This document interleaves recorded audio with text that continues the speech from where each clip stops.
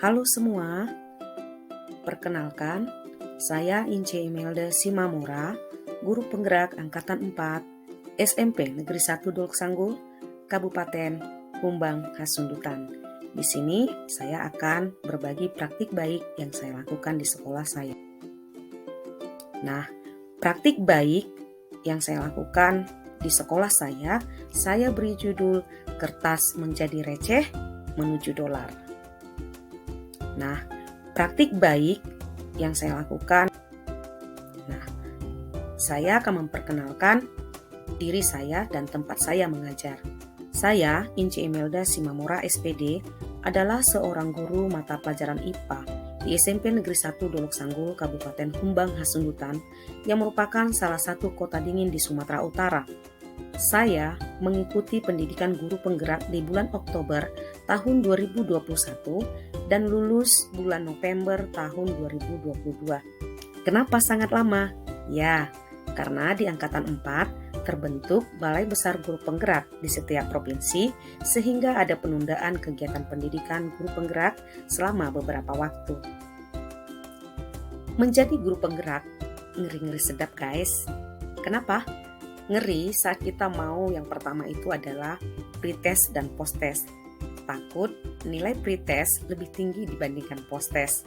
Berarti kita gagal paham dong. Yang kedua, aksi nyata. Nah, kita harus bekerja keras untuk dapat mewujudkan aksi nyata dengan materi yang kita dapatkan. Artinya harus selaras ataupun sinkron. Sedapnya apa? Sedap saat pendampingan kita boleh saling bertukar informasi melalui pengajar praktik tentang bagaimana teman-teman guru penggerak lain mengkoneksikan aksi nyata dengan kondisi sekolah mereka. Yang kedua, saat lokakarya, ketemu dengan sesama guru penggerak, pengajar praktik dan panitia, dan tak lupa angpau pengganti transport, kuota internet, dan uang lelah yang sangat paling dinantikan saat penutupan acara. Nah, ini adalah dokumentasi saya ketika masih menjadi calon guru penggerak. Di sini ada gambar yang pertama, gambar teman-teman sesama calon guru penggerak, dan gambar yang kedua adalah bersama pengajar praktik saya. Nah, apa yang menjadi bagaimana perasaan saya setelah menjadi guru penggerak? Setelah lulus dan sah menjadi guru penggerak, saya merasa plong banget. Tetapi beban juga terasa semakin berat, karena saya tahu bahwa nilai sertifikat yang saya peroleh tidak boleh berhenti di kertas saja. Saya harus benar-benar bisa mengaplikasikan semua ilmu yang telah saya peroleh selama pendidikan guru penggerak. Dimulai dengan terpilihnya saya menjadi Ketua Komunitas Guru Penggerak Kabupaten Humbang Hasundutan, kami dikukuhkan dan menandatangani nota kesepahaman dengan Ketua MKKS, GTK, K3S, dan IGTK. Tujuannya adalah agar sekolah dan komunitas lainnya dapat berkolaborasi untuk mewujud nyatakan merdeka belajar. Nah, ini adalah dokumentasi ketika kami dikukuhkan oleh Bapak Asisten 3 Kabupaten Humbang Hasundutan beserta Bapak Kepala Dinas Kabupaten Humbang Hasundutan. Nah, di sini juga adalah momen penandatanganan nota kesepahaman, dan ini dilaksanakan tepat pada hari Jumat 27 Januari tahun 2023. Latar belakang memilih praktik baik dengan judul Kertas Menjadi Receh Menuju Dolar. SMP Negeri 1 Dolok Sanggul adalah salah satu sekolah yang terletak di tengah-tengah ibu kota Kabupaten Humbang Hasundutan. Di sekolah ini ada 928 murid yang dibagi menjadi 29 kelas. Kelas 7 terdiri atas 10 rombongan belajar, kelas 8 10 rombongan belajar, dan kelas 9 terdiri atas 9 rombongan belajar.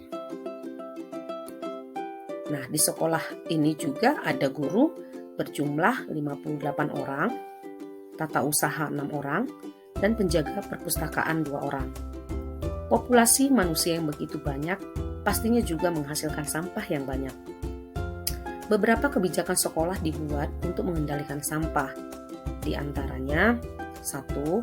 Kantin sekolah dilarang menyediakan jajanan berbungkus. Yang kedua, siswa membawa bekal dari rumah dilarang membawa bungkusan. Yang ketiga, membuat sampah terpisah untuk sampah organik dan sampah anorganik. Yang keempat, truk sampah didatangkan untuk mengangkut sampah itu sekali dalam 1 minggu.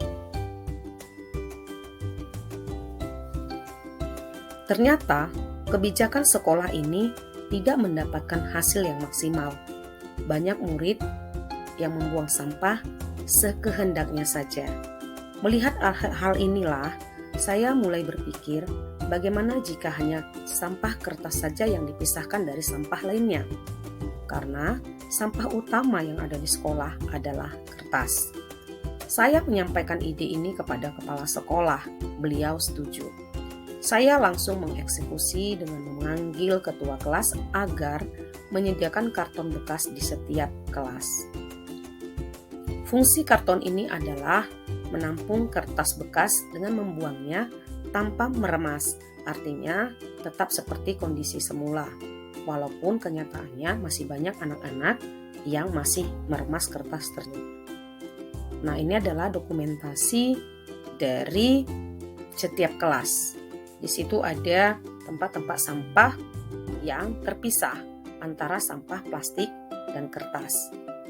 Tetapi bisa kita lihat sendiri masih banyak siswa yang meremas kertasnya ketika dibuang ke dalam karton. Nah, ini juga adalah pengumpulan kertas di tiap-tiap kelas. Di sini ada beberapa siswa yang saat itu sengaja mungkin atau masih memasukkan sampah plastik ke dalam tempat sampah kertas.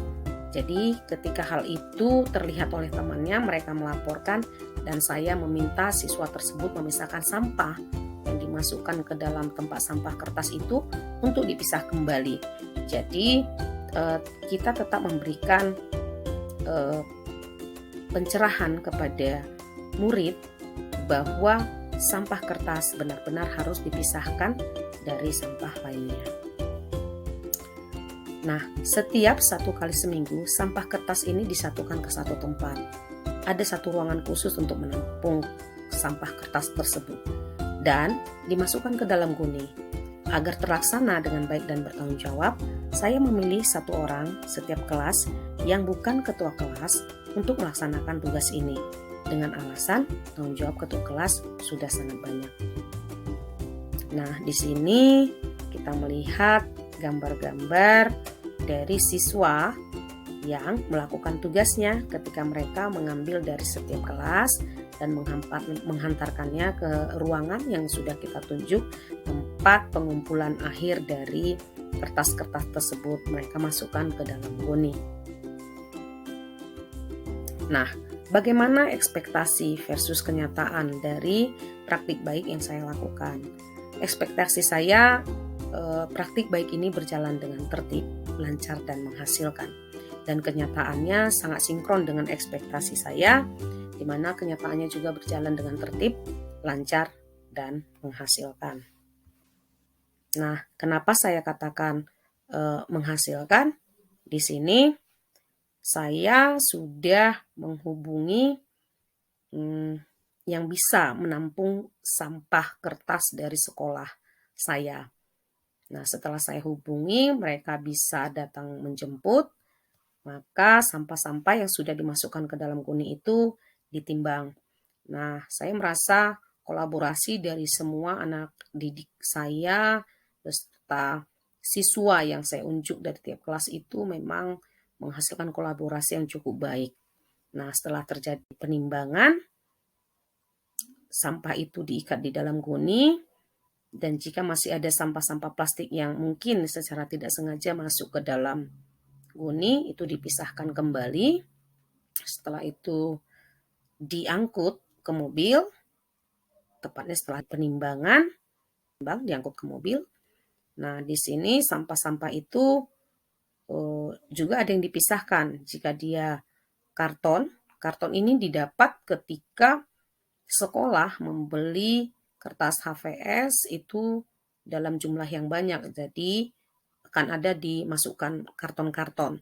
Ya, karton ini kita juga berdayakan, kita satukan juga sebagai sampah kertas. Jadi penimbangannya juga dilakukan bersamaan walaupun dengan harga yang berbeda.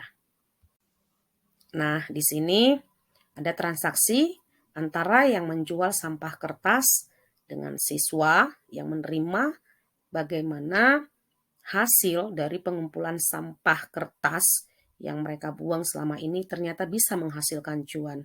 Dan uang ini sendiri itu dibentuk tim yang menangani khusus. Karena saya percaya dari sedikit demi sedikit lama-lama menjadi bukit, dan ini memerlukan kepercayaan atau tanggung jawab yang besar dari semua eh, warga sekolah dan harus dipertanggungjawabkan. Nah, jadi agar tidak menjadi bumerang dan masalah, uang ini harus dilaporkan ke seluruh warga sekolah tanpa terkecuali. Nah, besar harapan saya uang receh ini kelak akan menjadi beberapa dolar ke depan. Inilah salah satu contoh praktik baik yang saya lakukan di sekolah saya. Terima kasih. Salam bahagia. Terima kasih. Salam bahagia. Terima kasih.